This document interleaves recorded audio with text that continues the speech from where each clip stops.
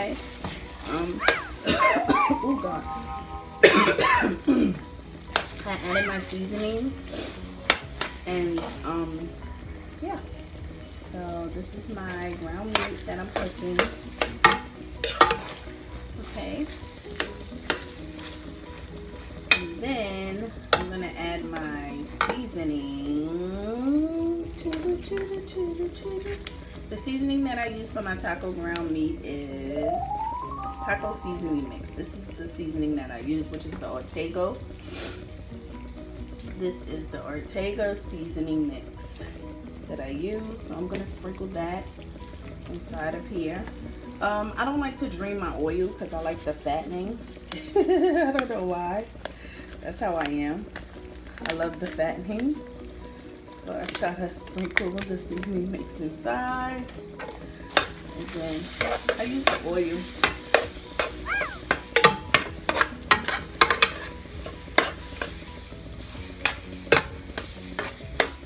Ooh, child, you see all that steam? And that's how I do my seasoning mix. Instead of adding water, I don't want to add water. A lot of people add water. I don't. I love the oil and the greasiness of the taco meat. And I let it continue to cook on low. Yes, because I love the seasoning. Ooh, I love this seasoning. Ooh, look at that. Oily. I love oil. So that's how I make my good taco meat. A lot of people add the water, but I don't add the water. So I let it continue to cook.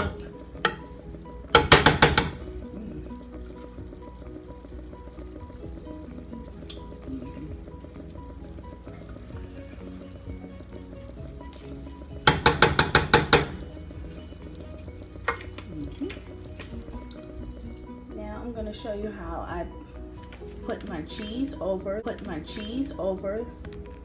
my taco meat. This is the cheese that I use for my taco meat, which is Borden Kobe Monterey cheese. And what I do is I create a taco pie.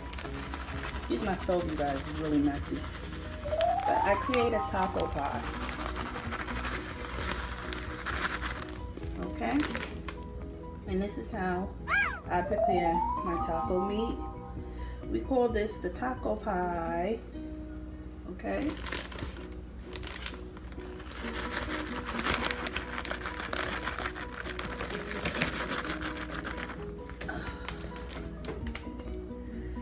And that's what we do. This is what you call the taco pie.